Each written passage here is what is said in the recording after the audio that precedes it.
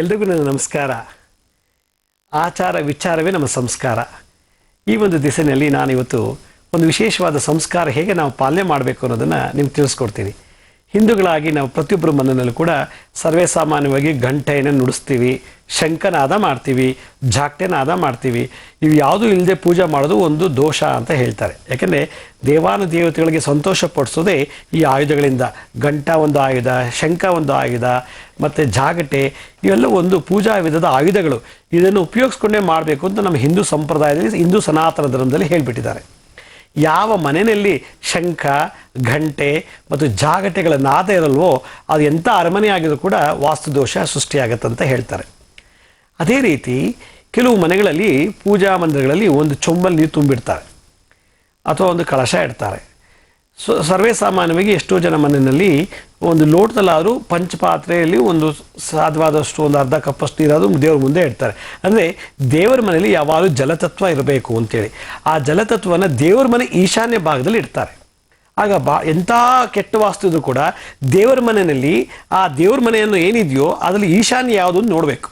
ಆ ಈಶಾನ್ಯ ದಿಕ್ಕಿನಲ್ಲಿ ಒಂದು ಕಪ್ಪು ನೀರು ಅಥವಾ ಒಂದು ಚೊಂಬಲ್ಲಿ ನೀರಿಡ್ತಾ ಇದ್ರು. ಹಿಂದೆ ಆಶ್ರಮಗಳಲ್ಲೂ ಕೂಡ ಆ ಜಾಗದಲ್ಲಿ ಒಂದು ನೀರಿಡ್ತಾ ಇದ್ರು ಹಿಂದಿನ ಕಾಲದಲ್ಲಿ. ಆ ಜಲತತ್ವ ಎಲ್ಲಿ ಡಿಫಿಷಿಯನ್ಸಿ ಇರುತ್ತೋ ಅಂಥವರಿಗೆ ನಾವು ಎಷ್ಟೇ ಸಂಬಳ ತೊಗೊಂಡ್ರೂ ತೊಂದರೆ ಕೈಲಿ ಉಳಿಯೋದಿಲ್ಲ. ಮತ್ತು ಇದಕ್ಕಿದ್ದಾಗೆ ಮನೆಯಲ್ಲಿ ಯಾರಾದರೂ ಸಾಯ್ತಾ ಇರ್ತಾರೆ. ಅದು ವಂಶದಲ್ಲಿ ಒಬ್ಬ ವ್ಯಕ್ತಿಗಳು ಕಳ್ಕೊಳ್ತಾ ಬರ್ತೀವಿ. ಈ ಥರ ದೋಷ ಇದ್ದಾಗ ಮನೆಗಳಲ್ಲಿ ಯಾವಾಗಲೂ ಈಶಾನ್ಯದಲ್ಲಿ ನೀರಿಡಬೇಕು ಅಂತ ಶಾಸ್ತ್ರ ಹೇಳುತ್ತೆ, ವಾಸ್ತುಶಾಸ್ತ್ರ. ಹಾಗೆ ಆ ಥರ ಆಗಲಿಲ್ಲ ನಿಮ್ಮ ಮನೆ ವಾಸ್ತು ಕಟ್ಟುವಾಗ ಅಂದರೆ ಅಟ್ಲೀಸ್ಟ್ ದೇವ್ರ ಮನೆಯಲ್ಲಾದರೂ ದೇವತೆಗಳ ಮುಂದೆ ಒಂದು ಚೊಂಬು ನೀರನ್ನು ನೀಡಬೇಕು. ರಾತ್ರಿ ಹೊತ್ತು ದೇವತೆಗಳು ನಿಮ್ಮ ಮನೆ ಬಂದಾಗ ಏನೂ ಇಲ್ಲಾದರೂ ಆ ನೀರನ್ನು ಕುಡಿಬೇಕು ಅನ್ನೋ ಒಂದು ಸಂಪ್ರದಾಯ ನಮ್ಮ ಹಿಂದೂಗಳಲ್ಲಿ ನಡೆದು ಬಂದಿದೆ. ಹಾಗಿದ್ರೆ ಆ ನೀರನ್ನು ಹೇಗಿಡಬೇಕು ಅನ್ನೋದು ಒಂದು ಪ್ರಶ್ನೆ. ಆ ನೀರಿಡೋಕ್ಕೋಸ್ಕರವಾಗಿ ಶಾಸ್ತ್ರೋಕ್ತವಾಗಿ ಒಂದು ಪಾತ್ರವನ್ನು ರೆಡಿ ಮಾಡಿದ್ದಾರೆ ನಮ್ಮ ಈ ಸನಾತನ ಧರ್ಮದಲ್ಲಿ. ಅದೇ ಒಂದು ದೊಡ್ಡ ಸಂಸ್ಕಾರ. ಆ ಪಾತ್ರೆಗೆ ಕನ್ನಡದಲ್ಲಿ ಅಥವಾ ಸಂಸ್ಕೃತದಲ್ಲಿ ಅದಕ್ಕೆ ಕಮಂಡಲ ಅಂತ ಕರೀತಾರೆ. ಹಿಂದೆ ದೇವಾನುದೇವತೆಗಳು ದತ್ತಾತ್ರೇಯರು ಕೂಡ ಕಮಂಡಲವನ್ನು ಧಾರಣೆ ಮಾಡಿದ್ದಾರೆ. ದತ್ತಾತ್ರೇಯ ಆದಿಗುರುಗಳು, ಅವರ ಹಸ್ತದಲ್ಲೂ ಕೂಡ ಕಮಂಡಲ ಇದೆ. ಸನ್ಯಾಸಿಗಳು, ಮಠಾಧಿಪತಿಗಳು, ಸಾಧು ಸಂತರು ಯಾರಿಗೆ ದೀಕ್ಷೆ ಆಗಿರುತ್ತೋ ಅವರು ಕಮಂಡಲವನ್ನೇ ಉಪಯೋಗಿಸ್ಬೇಕು ಅಂತ. ಆ ಕಮಂಡಲ ಏನು ಅಂದರೆ ಎಷ್ಟೋ ಜನಕ್ಕೆ ಗೊತ್ತಿಲ್ಲ. ನೋಡಿ, ಇದೇ ಆ ಕಮಂಡಲ. ಇದಕ್ಕೆ ಕಮಂಡಲ ಅಂತ ಕರೀತಾರೆ. ಮಂಡಲ. ಅಂದರೆ ಕರ್ಮವನ್ನು ನಿವಾರಣೆ ಮಾಡುವಂಥ ಒಂದು ಮಂಡಲ. ಮಂಡಲ ಅಂದರೆ ವೃತ್ತಾಕಾರ. ಈ ವೃತ್ತಾಕಾರದಲ್ಲಿ ಅಂದರೆ ಮನುಷ್ಯನ ಎಲ್ಲ ಕರ್ಮಗಳನ್ನು ಇದರಲ್ಲಿ ತುಂಬಿಟ್ಟು ಇದರಿಂದ ಭಗವಂತನಿಗೆ ಅಭಿಷೇಕ ಮಾಡೋದಾದರೆ ಅಥವಾ ಇದರಿಂದ ತೀರ್ಥ ತಗೊಳ್ಳೋದಾದರೆ, ಇದರಿಂದ ನೀರು ಕುಡಿಯೋದಾದರೆ ಆಯುಷ್ಯ, ಆರೋಗ್ಯ ಅಭಿವೃದ್ಧಿ ಆಗುತ್ತೆ, ಪುತ್ರ ಪೌತ್ರಾಭಿವೃದ್ಧಿ ಆಗುತ್ತದೆ ಅಂತ ಶಾಸ್ತ್ರ ಹೇಳುತ್ತದೆ. ಕಮ್ಮಣ್ಣದಲ್ಲಿ ಒಂದು ಇದೆ, ಮೂಲತೋ ಬ್ರಹ್ಮರೂಪಾಯ ಮಧ್ಯತೋ ವಿಷ್ಣುರೂಪಿಣಿ ಅಗ್ರತಃ ಶಿವರೂಪಾಯ ಕಮಂಡಲ ದೇವತೆಯೇ ನಮಃ ಅಂತ ಹೇಳ್ತಾರೆ. ಅಂದರೆ ಮೂಲತೋ ಬ್ರಹ್ಮರೂಪಾಯ, ಈ ಕಮ್ಮಂಡಲ ಬುಡಭಾಗವೇ ಬ್ರಹ್ಮ, ಮಧ್ಯತೋ ವಿಷ್ಣುರೂಪಾಯ, ಮಧ್ಯಭಾಗದಲ್ಲಿ ಇಷ್ಟರಲ್ಲಿ ವಿಷ್ಣು ಇರ್ತಾರಂತೆ, ಅಗ್ರತಃ ಶಿವರೂಪಾಯ, ಬ್ರಹ್ಮ ಸರಸ್ವತಿಯ ಜೊತೆ ವಾಸ ಮಾಡ್ತಾರಂತೆ ಈ ಬುಡದಲ್ಲಿ, ಲಕ್ಷ್ಮಿಯೊಡನೆ ನಾರಾಯಣ ವಾಸ ಮಾಡ್ತಾರಂತೆ, ಪಾರ್ವತಿಯೊಂದಿಗೆ ಈ ಶಿವ ಈ ಭಾಗದಲ್ಲಿ ವಾಸ ಮಾಡ್ತಂತೆ. ಈ ಮೂರು ಜನರನ್ನು ಸಮತೋಲನವಾಗಿ ಇಟ್ಕೊಳ್ಬೇಕು ಅಂತ ಹೇಳ್ತಾರೆ. ಇದಕ್ಕೆ ಈ ಒಂದು ಕಮಂಡಲ ಅಂತಾರೆ. ಇದರಲ್ಲಿ ಜಲವನ್ನು ತುಂಬಿಟ್ಟು ದೇವರ ಮುಂದೆ ಇಟ್ಟಾಗ ಒಂದು ತೀರ್ಥವಾಗಿ ಪರಿವರ್ತನೆ ಆಗುತ್ತೆ. ಇದು ತೀರ್ಥ. ಸುಮ್ಮನೆ ಲೋಟದಲ್ಲಿ ಇಟ್ಟರೆ ಅದು ನೀರು, ಅಥವಾ ಒಂದು ಸಣ್ಣ ಪಾತ್ರೆಯಲ್ಲಿ ನೀರು ತುಂಬಿಟ್ರೆ ಅದು ನೀರು. ಅದೇ ನೀರನ್ನು ಶಂಖಕ್ಕೆ ಕೊಟ್ಟಾಗ ತೀರ್ಥವಾಗುತ್ತೆ. ನಿಮ್ಮ ಮನೆಗೆ ನಾನು ಏನಾದರೂ ಬಂದರೆ ಒಂದು ಚೊಂಬಲ್ಲಿ ನೀರು ಕೊಟ್ಟರೆ ಅದು ಆರ್ಡಿನರಿ ನೀರು. ಅದೇ ಒಂದು ಉದ್ಧರಣಲ್ಲಿ ನೀರು ಕೊಟ್ಟರೆ ನಾನು ತೀರ್ಥ ಅಂತ ತಗೊಳ್ತೀನಿ. ಇದೇ ಸಂಸ್ಕಾರ. ಹಾಗೆ ಇದರಲ್ಲಿ ಯಾರು ನೀರನ್ನು ತುಂಬಿಟ್ಟು ಭಗವಂತನ ದೇವರ ಮುಂದೆ, ನಿಮ್ಮ ಇಷ್ಟ ದೇವತೆ ಮುಂದೆ, ಗುರುಗಳ ಮುಂದೆ ಇದರಿಟ್ಟಾಗ ಅವರ ಒಂದು ಎನರ್ಜಿ, ಆ ಫೋಟೋದಿಂದ ವಿಗ್ರಹದಿಂದ ಬರೋ ಒಂದು ಎನರ್ಜಿ ಇದ್ರ ಮೇಲೆ ಬೀಳುತ್ತಂತೆ. Object, each and every object emits its own energy ಅಂತ ಸೈನ್ಸ್ ಹೇಳುತ್ತೆ. ಆದ್ದರಿಂದ ಪ್ರತಿಯೊಂದು ವಸ್ತುಗಳು ತನ್ನದೇ ಆದಂಥ ತರಂಗಗಳನ್ನು, ಎನರ್ಜಿನ ಎಮಿಟ್ ಮಾಡಿದಾಗ, ಚೆಲ್ಲಿದಾಗ ಪರಿಸರದಕ್ಕಂಥ ಎಲ್ಲ ವಸ್ತುಗಳ ಮೇಲೆ ಬೀಳುತ್ತಂತೆ. ನಾನು ಪರ್ಫ್ಯೂಮ್ ಹಾಕೊಂಡ್ರೆ ಇಲ್ಲಿ ಕೂತಿರೋರು ಗಮ್ಮಂತ ವಾಸನೆ ಬರುತ್ತೆ, ಹಾಕಿರೋದು ನಾನು, ವಾಸನೆ ತೆಗೆದುಕೊಳ್ತಾ ಇರೋದು ಇನ್ನೊಬ್ಬರು. ಹಾಗೆ ಪ್ರತಿಯೊಂದು ಫೋಟೋದಿಂದ, ವಿಗ್ರಹದಿಂದ ಬರುವಂಥ ಎನರ್ಜಿ ಇದ್ರ ಮೇಲೆ ಬಿದ್ದು ಒಂದು ತೀರ್ಥವಾಗಿ ಪರಿವರ್ತನೆ ಆಗುತ್ತಂತೆ. ಇದು ತಾಮ್ರದಲ್ಲಿ ರೆಡಿ ಮಾಡಿರ್ತಾರೆ, ಮ್ಯಾನುಫ್ಯಾಕ್ಚರ್ ಮಾಡಿರ್ತಾರೆ. ಇದರಿಂದ ದೇವತೆಗಳಿಗೆ, ವಿಗ್ರಹಗಳಿಗೆ ಅಭಿಷೇಕ ಮಾಡೋದ್ರಿಂದ ಭಾಳ ಪೂಜಾ ಫಲ ಪ್ರಾಪ್ತಿ ಆಗ್ತದೆ. ಈ ರೀತಿ ಅಭಿಷೇಕ ಮಾಡ್ತೀವಿ, ರುದ್ರಾಭಿಷೇಕ ಮಾಡ್ತೀವಿ, ಮತ್ತು ಇದೇ ಇದರಲ್ಲಿ ನಾವು ಎಲ್ರಿಗೂ ತೀರ್ಥ ಕೊಡ್ತೀವಿ. ತೀರ್ಥ ಕೊಡೋದ್ರಿಂದ ರೋಗ ನಿವಾರಣೆ ಆಗುತ್ತೆ, ಇಷ್ಟಾರ್ಥ ಸಕಲ ಇಷ್ಟಗಳು ನೆರವೇರುತ್ತದೆ, ಇಷ್ಟಪ್ರದವಾಗುತ್ತದೆ. ಜೊತೆಗೆ ಇದರಲ್ಲಿ ಯಾವಾಗಲೂ ನೀರಿಟ್ಟು ಕುಡಿಯೋದ್ರಿಂದ ಶರೀರದಲ್ಲಿ ನರದೌರ್ಬಲ್ಯ ಹೋಗುತ್ತೆ. ಇದರಲ್ಲಿ ನೀರು ತುಂಬಿಟ್ಬಿಟ್ಟು ಬೆಳಗ್ಗೆ ಎದ್ದ ತಕ್ಷಣ ನಾವು ಕುಡಿದ್ರೆ, ಅಂದರೆ ರಾತ್ರಿ ಇದರಲ್ಲಿ ನೀರು ತುಂಬಿಟ್ಟು ಬೆಳಗ್ಗೆ ಎದ್ದ ತಕ್ಷಣ ಖಾಲಿ ಹೊಟ್ಟೆಲಿದ್ದಂಥ ನೀರನ್ನು ಕುಡಿದ್ರೆ ನರ್ವ್ ಸಿಸ್ಟಮ್ಸ್ ಸ್ಟ್ರಾಂಗ್ ಆಗುತ್ತೆ, ನರ ದೌರ್ಬಲ್ಯ ಏನೇ ಇದ್ರೂ ಕೂಡ ನಿವಾರಣೆ ಆಗುತ್ತದೆ. ಅದಕ್ಕೋಸ್ಕರ ನಾವು ಇದನ್ನು ಚೊಂಬಲ್ಲಿ ಅಂದರೆ ಈ ಕಮ್ಮಂಡದಲ್ಲಿ ನೀರಿಡಬೇಕು. ದೇವ್ರ ಮುಂದೆ ಒಂದು ನೀರಿಟ್ಟಾಗ ಅದು ಒಂದು ತೀರ್ಥವಾಗುತ್ತೆ. ಬೆಳಗ್ಗೆ ಎದ್ದ ತಕ್ಷಣ ಕುಡಿದ್ರೆ ನಮಗೊಂದು ಒಳ್ಳೆ ಡ್ರಿಂಕಿಂಗ್ ವಾಟರ್ ಆಗುತ್ತೆ. ಅದರಿಂದ ಸಂಸ್ಕಾರ ಅನ್ನೂ ಇದೇನೆ. ಸಂಸ್ಕಾರ ಅಂದರೆ ಕಮಂಡಲದಲ್ಲಿ ದೇವರಿಗೆ ಅಭಿಷೇಕ ಮಾಡೋದು ಒಂದು ಸಂಸ್ಕಾರ, ದೇವರಿಗೆ ಕುಡಿಯಕ್ಕೆ ನೀರಿಡೋದು ಒಂದು ಸಂಸ್ಕಾರ. ಸುಮ್ಮನೆ ಯಾವುದೋ ಕಾಂಜಿ ಪಿಂಜಿದು ಯಾವುದೋ ಪ್ಲಾಸ್ಟಿಕ್ ನೋಡ್ತಲ್ಲೋ ಅಥವಾ ಯಾವುದೋ ಪಿಂಗಾಣಿ ಪಾತ್ರೆಲಿ ಇಡೋದಲ್ಲ. ಅದಕ್ಕೆ ಅದೊಂದು ಸಂಪ್ರದಾಯವನ್ನು ಹಿಂದಿನ ಕಾಲದಲ್ಲೂ ಉಪಯೋಗಿಸ್ಕೊಂಡ್ಬಂದಿದ್ದಾರೆ. ಆದರೆ ಇವತ್ತಿನ ನಾವು ಜನರು ಇದನ್ನು ಮರಿತಾ ಇದ್ದೀವಿ. ಇದನ್ನು ಕಾಪಾಡ್ಕೊಂಬರೋದೇ ಒಂದು ದೊಡ್ಡ ಸಂಸ್ಕಾರ. ಪೂಜೆ ಮಾಡೋದು ದೊಡ್ಡ ವಿಧ ಅಲ್ಲ, ಪೂಜೆ ಮಾಡೋದು ದೊಡ್ಡ ಸಾಹಸ ಅಲ್ಲ, ಪೂಜೆ ಮಾಡೋದು ಒಂದು ಕಲೆ. ಆ ಕಲೆಯೇ ಸಂಸ್ಕಾರ. ಆಚಾರ ವಿಚಾರ ಬಿಟ್ಟಾಗ ಸಂಸ್ಕಾರಹೀನನಾಗ್ತೀವಿ. ಯಾವಾಗ ಸಂಸ್ಕಾರಹೀನನಾಯಿತೋ ಫಲಪ್ರಾಪ್ತಿ ಆಗೋದಿಲ್ಲ. ಪ್ರತಿಯೊಂದಕ್ಕೂ ಹೋರಾಟ ಮಾಡ್ತೀವಿ. ನಿಲ್ಲೋದು ಒಂದು ಸಂಸ್ಕಾರ, ನೋಡೋದು ಒಂದು ಸಂಸ್ಕಾರ, ಕೊಡೋದು ಒಂದು ಸಂಸ್ಕಾರ, ತಗೊಳ್ಳೋದು ಒಂದು ಸಂಸ್ಕಾರ. ಎಷ್ಟೋ ಜನ ಮಲಗಕ್ಕೆ ಬರಲ್ಲ, ಮಲಗೋ ರೀತಿ ಗೊತ್ತಿಲ್ಲ, ಎಷ್ಟೋ ಜನ ಹೆಂಗೆ ಹೇಳ್ಬೇಕು ಅಂತ ಗೊತ್ತಿಲ್ಲ, ಎಷ್ಟೋ ಜನ ಯಾವ ರೀತಿ ಊಟ ಮಾಡಬೇಕು ಅಂತ ಗೊತ್ತಿಲ್ಲ. ಎಲ್ಲದನ್ನೂ ಸಂಸ್ಕಾರಹೀನನಾಗ್ತಿದ್ದೀವಿ. ಹೀಗಾಗಿ ಎಲ್ಲ ಸುಖಕ್ಕೂ ಹೋರಾಟ ಮಾಡಬೇಕಾಗಿ ಬರುತ್ತೆ, ಎಲ್ಲ ರೋಗಕ್ಕೂ ಈಡಾಗಬೇಕು ಬರುತ್ತೆ.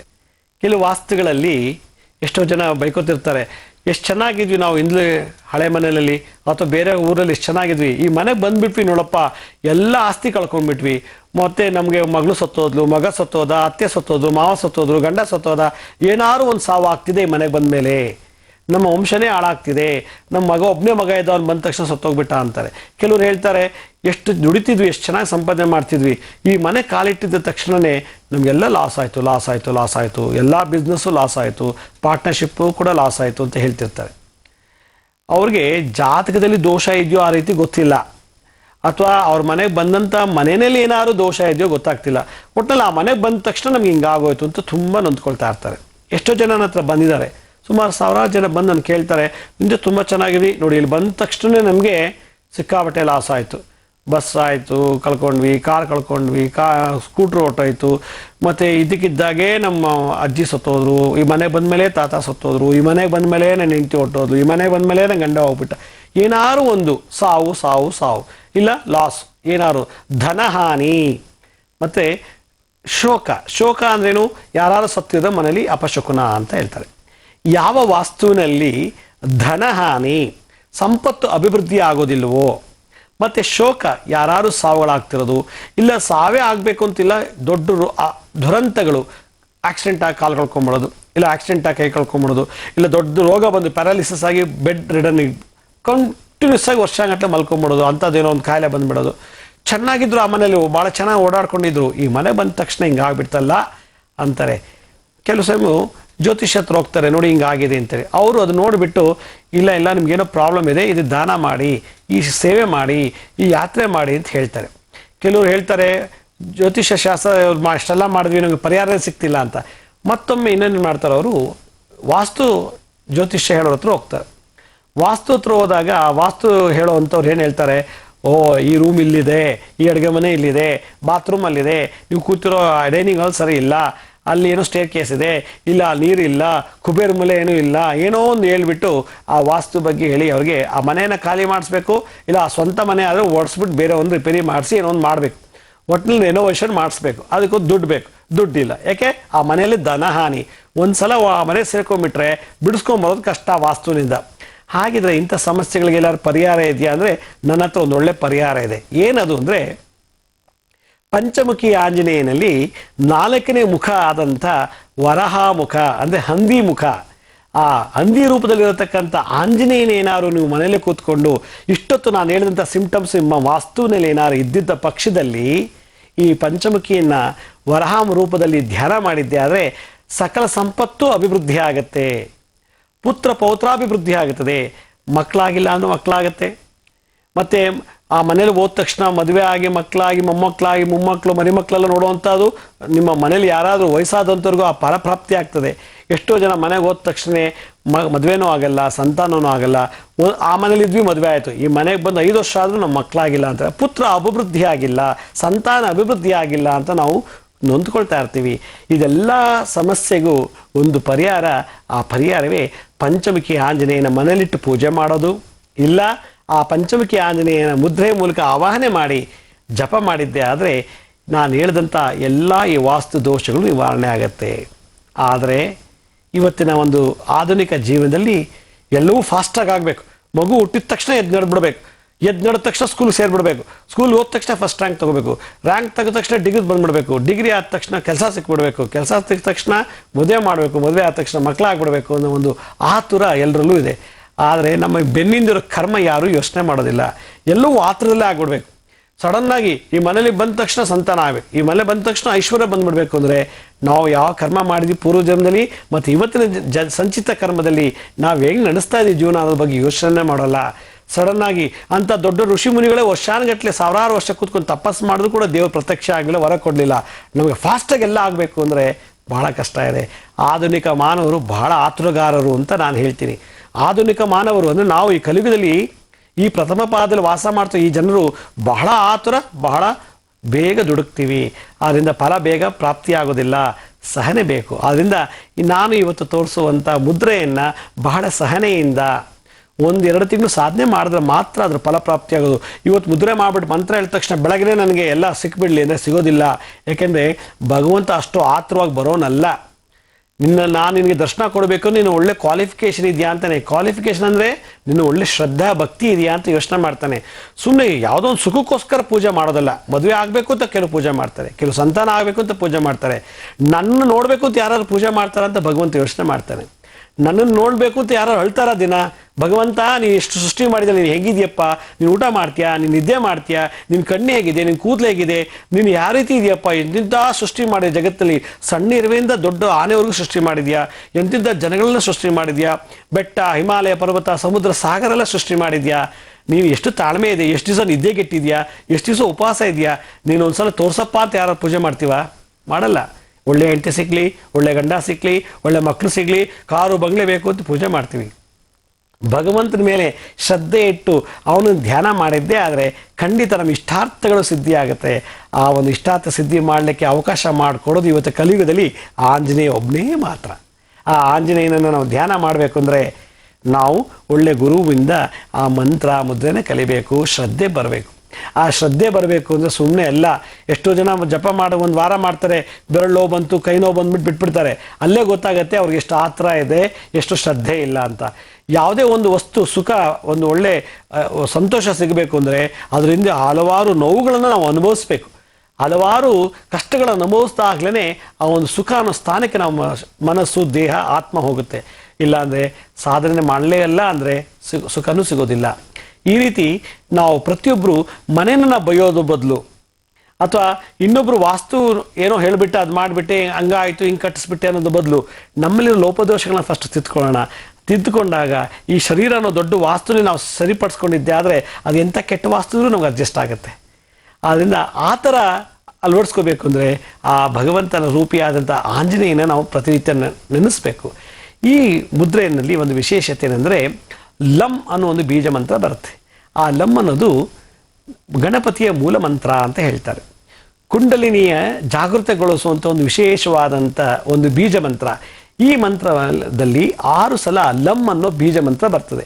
ಈ ಬೀಜ ಮಂತ್ರ ಉಪಯೋಗಿಸ್ಕೊಂಡು ನಾವು ವರಹಮುಖನನ್ನು, ಅಂದರೆ ಉತ್ತರ ದಿಕ್ಕಿನಲ್ಲಿ ವಾಸ ಮಾಡುವಂಥ ವರಹಸ್ವಾಮಿಯನ್ನು, ಹಂದಿ ಮುಖದಲ್ಲಿ ದರ್ಶನ ಕೊಡುವಂಥ ಮಹಾವಿಷ್ಣುವನನ್ನು ಧ್ಯಾನ ಮಾಡಿದ್ದೆ ಆದರೆ ಧನಹಾನಿ ಮತ್ತು ವಂಶಹಾನಿ, ವಂಶ ಅಭಿವೃದ್ಧಿ ಹಾನಿ ದೋಷವನ್ನು ನಿವಾರಣೆ ಮಾಡ್ಬೋದು. ನಾನು ಈಗಾಗಲೇ ಹೇಳ್ತಾ ಇದ್ದೆ, ಯಾವ ವಾಸ್ತುನಲ್ಲಿ ಧನಹಾನಿ, ವಂಶ ಅಭಿವೃದ್ಧಿ ಆಗೋದಿಲ್ವೋ ಅಂಥವರು ಮನೆಯಲ್ಲಿ ಪಂಚಮುಖಿ ಆಂಜನೇಯನ ಧ್ಯಾನ ಮಾಡಬೇಕು. ಯಾವ ರೂಪದಲ್ಲಿ ಅಂದರೆ ಆದಿವರಾಹ ರೂಪದಲ್ಲಿ. ವರಾಹ ಅಂದರೆ ಹಂದಿ, ಹಂದಿ ಅಂದರೆ ಶ್ರೀಮನ್ ನಾರಾಯಣನ ಒಂದು ಮತ್ತೊಂದು ಅವತಾರ, ದಶಾವತಾರದಲ್ಲಿ. ಈ ವರಾಹ ಶಕ್ತಿ ಕೂಡ ಆಂಜನೇಯಲ್ಲಿ ಭಾಳಷ್ಟು ವಿಶೇಷವಾಗಿ ಅಡಕವಾಗಿದೆ ಅಂತ ಪಂಚಮುಖಿ ಆಂಜನೇಯದ ಶ್ಲೋಕದಲ್ಲಿ ಹೇಳ್ತಾರೆ. ಯಾರಿಗೆ ಈ ಸಂತಾನ ಅಭಿವೃದ್ಧಿ ಆಗೋದಿಲ್ವೋ, ಯಾವ ದೇವಾಲಯ ಧನ ಆಕರ್ಷಣೆ ಇರೋದಿಲ್ವೋ, ನೋಡಿ ಈಗ ತಿರುಪತಿ ಶ್ರೀನಿವಾಸನ ದೇವಸ್ಥಾನದಲ್ಲಿ ಧನ ಆಕರ್ಷಣೆ, ಜನ ಆಕರ್ಷಣೆ ಎರಡೂ ಇದೆ. ಆಗಿದೆ ಆ ವಾಸ್ತು. ಹಾಗೆ ಮನೆಯಲ್ಲಿ ಧನ ಆಕರ್ಷಣೆ ಆಗಬೇಕು ಅಂದರೆ, ಸಂಪತ್ತು ಅಭಿವೃದ್ಧಿ ಆಗಬೇಕು ಅಂದರೆ ಆದಿ ವರಹ ಮೂರ್ತಿನ ನೆನೆಸಬೇಕು. ಕಾರಣ ತಿರುಮಲೆ ಬೆಟ್ಟದ ಮೇಲೆ ಪಕ್ಕದಲ್ಲೇ ವರಹಸ್ವಾಮಿಗಳಿದ್ದಾರೆ ಲಕ್ಷ್ಮೀ ಸಮೇತ. ಆ ಪಕ್ಕದಲ್ಲಿ ವರಹಸ್ವಾಮಿ ಇರೋದ್ರಿಂದಲೇ ಶ್ರೀನಿವಾಸನಿಗೆ ಧನ ಆಕರ್ಷಣೆ ಅಂದರೆ ದುಡ್ಡು ಮತ್ತು ಜನ ಆಕರ್ಷಣೆ, ಭಕ್ತರ ಆಕರ್ಷಣೆ ಇರೋದು. ಆದ್ದರಿಂದ ಆ ಒಂದು ಶಕ್ತಿ ಆಂಜನೇಯನಿದೆಯಂತೆ. ಹಾಗಾದರೆ ಆ ಮುದ್ರೆ ಹೇಗೆ ಮಾಡೋದು ನೋಡಿ. ನಾನು ಈಗಾಗಲೇ ತೋರಿಸಿದ್ದೀನಿ. ಕಪಿಮುಖ, ನರಸಿಂಹ ಮುಖ, ಗರುಡ ಮುಖ ಮಾಡುವಾಗ ಏನು ಮುದ್ರೆ ತೋರಿಸಿದನೋ ಅದೇ ಮುದ್ರನ ಇವಾಗಲೂ ಮಾಡಬೇಕು, ಬೇರೆ ಏನೂ ಚೇಂಜ್ ಇಲ್ಲ. ಇನ್ನೊಂದು ಸಲ ಹೇಳ್ತೀನಿ. ನಮ್ಮ ಬಲಗೈ ಹಸ್ತದ ಮೇಲೆ, ಅಂಗೈನಲ್ಲಿ ಮೇಲೆ ಎಡಗೈ ಅನ್ನು ಇಡಬೇಕು ಈ ರೀತಿ. ಮತ್ತು ಬಲಗೈಲಿರೋ ಎಲ್ಲ ಬೆರಳುಗಳನ್ನು ಆಯಾ ಬೆರಳುಗಳ ಪಕ್ಕದಲ್ಲೇ ಲಾಕ್ ಮಾಡಬೇಕು ಈ ರೀತಿ. ಯಾವ್ಯಾವ ಬೆರಳುಗಳು ಎಡಗೈಲಿದೆಯೋ ಆಯಾ ಸಂಬಂಧಪಟ್ಟಂಥ ಬೆರಳುಗಳನ್ನು ಲಾಕ್ ಮಾಡಿ ಹೆಬ್ಬೆಟ್ಟನ್ನು ಈ ರೀತಿ ಟಚ್ ಮಾಡಿ. ಮತ್ತು ಉಳಿದ ಎಡಗೈ ಎಲ್ಲ ಬೆರಳುಗಳನ್ನು ಆಯಾ ಬೆರಳುಗಳ ಮೇಲೆ ಈ ರೀತಿ ಪ್ರೆಸ್ ಮಾಡಬೇಕು. ಹೀಗೆ ಅಂದರೆ ಪ್ರೆಸ್ ಅಂದರೆ ಸ್ವಲ್ಪ ಹಿಂಗೆ ಬೆಂಡ್ ಮಾಡಬೇಕು, ಕುಂಚಿತ. ಇದಕ್ಕೆ ನೋಡಿ ಈ ರೀತಿ ಮಾಡಬೇಕು ಈ ರೀತಿ. ಇನ್ನೊಂದು ಸಲ ತೋರಿಸ್ತೀನಿ. ಬಲಗೈ ಎಲ್ಲ ಬೆರಳು ಅಗಲ ಮಾಡ್ಕೊಳ್ಳಿ, ಎಡಗೈ ಹಸ್ತದ ಎಲ್ಲ ಬೆರಳು ಅಗಲ ಮಾಡಿ ಎಡಗೈ ಅಂಗೈಯನ್ನು ಬಲಗೈ ಅಂಗೈಯ ಮೇಲೆ ಹಿಂಗೆ ಇಡಬೇಕು ಈ ರೀತಿ. ಇಟ್ಟು ಎಲ್ಲ ಬೆರಳುಗಳನ್ನು, ಬಲಗೈಲಿರುವ ಎಲ್ಲ ಬೆರಳುಗಳನ್ನು ನಮ್ಮ ಎಡಗೈ ಅಂಗೈ ಮೇಲೆ ಈ ರೀತಿ ಪ್ರೆಸ್ ಮಾಡಬೇಕು. ಇದು 5 ಮುಖ, ಪಂಚಮುಖಗಳು.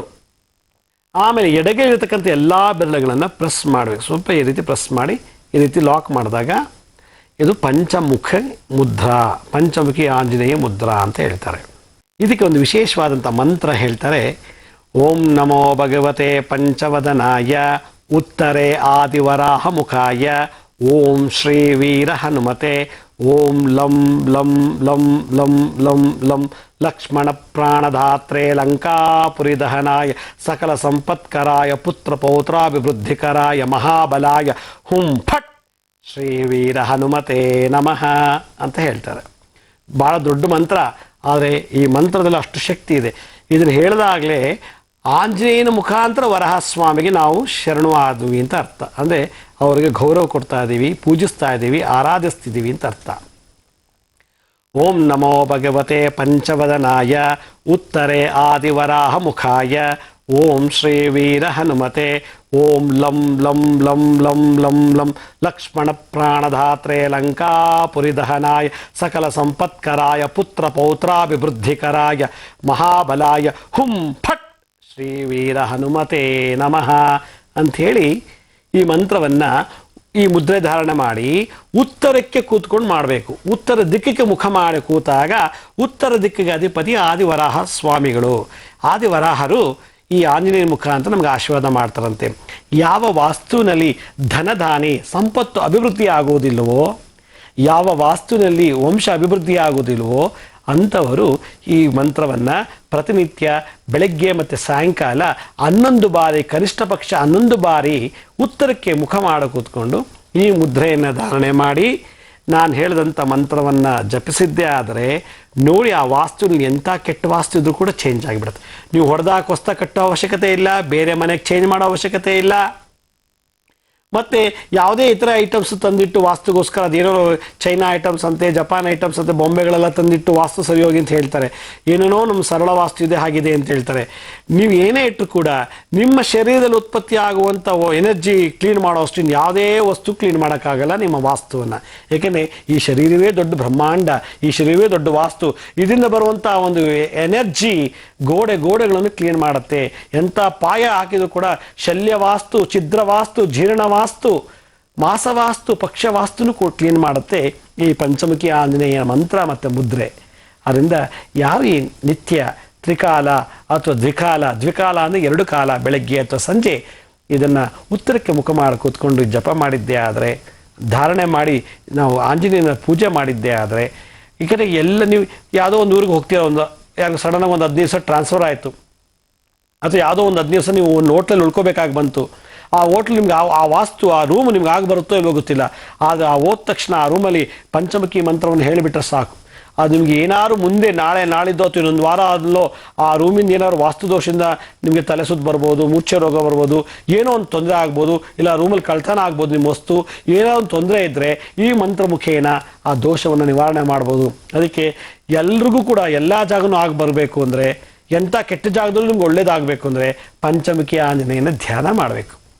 ಯಾಕೆಂದರೆ ಆ ವಾಯುದೇವ ಪ್ರಾಣದೇವರು ತನ್ನ ಶಕ್ತಿಯಿಂದ ನಮಗೆಲ್ಲವನ್ನೂ ಕೊಡ್ತಾನೆ, ಎಲ್ಲವನ್ನೂ ಕಾಪಾಡ್ತಾರೆ. ಅದನ್ನ ಪ್ರಾಣದೇವರನ್ನ, ಆಂಜನೇಯರನ್ನ ನಾವು ಪ್ರತಿನಿತ್ಯ ನೆನೆಸಿದ್ದೇ ಆದರೆ ಸಕಲವೂ ನಮಗೆ ಇಷ್ಟವನ್ನು ಕೊಡ್ತಾರೆ ಆ ಆಂಜನೇಯರು. ಹಾಗಾದ್ರೆ ಅವ್ರು ನೆನೆಸೋದು ಹೇಗೆ ಅಂದರೆ ಅದರದ್ದೇ ಆದಂಥ ಒಂದು ಮಂತ್ರ, ಆ ಒಂದು ಶೈಲಿಯಲ್ಲಿ ಹೋಗಬೇಕು. ಆ ಒಂದು ಮಾರ್ಗದಲ್ಲಿ ಹೋದಾಗ ಅವ್ರು ನಮ್ಮನ್ನು ಅಟ್ರಾಕ್ಟ್ ಮಾಡ್ತಾರೆ. ಈ ಮಂತ್ರ ಅವರ ಮನಸ್ಸನ್ನು ಕರಗಿಸ್ಬಿಡುತ್ತೆ. ಓಂ ಲಂ ಲಂ ಲಂ ಅಂತಂದರೆ ಕುಂಡಲಿನಿ ಜಾಗೃತಿ ಆಗಿಬಿಡುತ್ತೆ.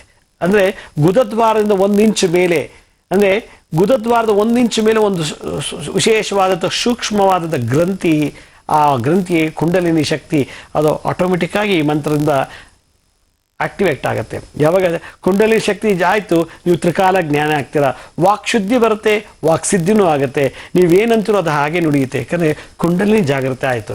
ಕುಂಡಲಿನಿ ಜಾಗ್ರತೆ ಆಗೋದು ವರಹ ಸ್ವಾಮಿಗಳ ಒಂದು ಆಶೀರ್ವಾದದಿಂದ. ಆದ್ದರಿಂದ ಈ ಮಂತ್ರವನ್ನು ಯಾರು ಜಪ ಮಾಡ್ತಾರೋ ಅವರಿಗೆ ಆ ನಿಜವಾಗ್ಲೂ ಆ ಪಂಚಮುಖಿ ರೂಪದಲ್ಲಿರತಕ್ಕಂಥ ವರಹಸ್ವಾಮಿಗಳು ಆಶೀರ್ವಾದ ಮಾಡ್ತಾರೆ. ಒಂದಂತೂ ನೆನ್ಪಿಟ್ಕೊಳ್ಳಿ, ಜಗತ್ತಿನಲ್ಲಿ ಯಾರು ಯಾರ ಜಾತಕನೂ ಚೇಂಜ್ ಮಾಡೋಕ್ಕೆ ಸಾಧ್ಯ ಇಲ್ಲ. ನನ್ನ ಜಾತಕ ಚೇಂಜ್ ಮಾಡಿ ಯಾರಾದರೂ ಚೀಫ್ ಮಿನಿಸ್ಟರ್ ಮಾಡ್ತಾರಾ, ಮಾಡಲಿ ನೋಡೋಣ. ನನ್ನ ಜಾತಕ ಚೇಂಜ್ ಮಾಡಿ ಯಾರು ಪ್ರೈಮ್ ಮಿನಿಸ್ಟರ್ ಮಾಡ್ತಾರಾ, ಮಾಡಲಿ. ನನ್ನ ಹಣೆ ಬರ ಯಾರೂ ಚೇಂಜ್ ಮಾಡೋಕ್ಕೆ ಸಾಧ್ಯ ಇಲ್ಲ. ಯಾಕೆಂದರೆ ನನ್ನ ಹಣೆ ಬರ ತಕ್ಕಂತೆ ಜನ್ಮ ಬಂದಿದೆ. ನನ್ನ ಕರ್ಮದ ಪ್ರಕಾರ ಇಷ್ಟು ವರ್ಷ ಜೀವನ ಮಾಡಬೇಕು, ಇಷ್ಟಿಷ್ಟೇ ಸುಖ, ಇಷ್ಟೇ ಕಷ್ಟಪಡಬೇಕು ಅಂತ ಕೂಡ ಬರೆದಿದೆ. ಮುಂದೆ ಏನೇನು ಸುಖ ಸಿಗಬೇಕು ಅಂತ ಈಗಾಗಲೇ ನನ್ನ ಜಾತಕದಲ್ಲಿ ಗೊತ್ತಾಗಿದೆ. ಮುಂದೆ ಏನು ಕಷ್ಟಪಡಬೇಕು, ನನಗೆ ಯಾವ ರೀತಿ ಸಾವು ಬರಬೇಕು ಅಂತ ಈಗಾಗಲೇ ಡಿಫೈನ್ ಆಗಿರೋದ್ರಿಂದ ಯಾರು ಜಾತಕನ ಚೇಂಜ್ ಮಾಡೋಕ್ಕೆ ಸಾಧ್ಯ ಇಲ್ಲ. ಯಾವ ವಾಸ್ತು ಚೇಂಜ್ ಮಾಡೋಕ್ಕೆ ಸಾಧ್ಯ ಇಲ್ಲ. ವಾಸ್ತು ಚೇಂಜ್ ಮಾಡೋಕ್ಕೆ ನಮಗೇನು ಅಧಿಕಾರ ಇಲ್ಲ. ಜಾತಕ ಚೇಂಜ್ ಮಾಡೋಕ್ಕೆ ನಾವು ಬ್ರಹ್ಮ ಅಲ್ಲ. ವಾಸ್ತು ಚೇಂಜ್ ಮಾಡಬೇಕು ಅಂದರೆ ಆ ವಾಸ್ತುಕರ್ತ ಭಗವಾನ್ ವಿಷ್ಣುನೇ ಚೇಂಜ್ ಮಾಡಬೇಕು. ಜಾತಕ ಚೇಂಜ್ ಮಾಡಬೇಕು ಆ ಬ್ರಹ್ಮನೇ ಚೇಂಜ್ ಮಾಡಬೇಕು. ಆದ್ರೂ ಎಲ್ಲೋ ಒಂದು ಕಡೆ ಗುರುವಿನ ಅನುಗ್ರಹ ಇದ್ದರೆ, ದತ್ತಾತ್ರೇಯರು, ಶಿರಡಿ ಸಾಯಿಬಾಬಾ ಅವರು, ಅಕ್ಕಲಕೋಟೆ ಸ್ವಾಮಿ ಸಮರ್ಥರಂಥ ಗುರುಗಳನ್ನು ಸೇವೆ ಮಾಡೋದ್ರಿಂದ, ಎಲ್ಲೋ ಗುರುವಿನ ಬಲದಿಂದ ನಮ್ಮ ಸಂಪತ್ತು ಅಭಿವೃದ್ಧಿ, ಪುತ್ರ ಸಂತಾನ ಇವೆಲ್ಲವನ್ನು ಕರುಣಿಸುವಂಥ ಈ ಶಕ್ತಿ ಗುರುಗಳಿಗೆ ಕೊಟ್ಟಿದ್ದಾರಂತೆ. ಹೀಗೆ ನಾನು ಮುಂದಿನ ಸಂಚಿಕೆಯಲ್ಲಿ ಮತ್ತೊಂದು ಪಂಚಮುಖಿ ಮುದ್ರೆ ತಮ್ಮನ್ನು ಭೇಟಿ ಮಾಡ್ತೀನಿ. ಅಲ್ಲಿವರೆಗೂ ಆ ಪಂಚಮುಖಿ ಆಂಜನೇಯ ನಿಮಗೆ ಆಯುಷ್ಯ ಆರೋಗ್ಯ ಕೊಟ್ಟು ಕಾಪಾಡಲಿ ಅಂತ ಪ್ರಾರ್ಥನೆ ಮಾಡ್ತಾ ನೀವು ನಮಸ್ಕರಿಸ್ತೀನಿ. ಸಾಯಿರಾಮ್.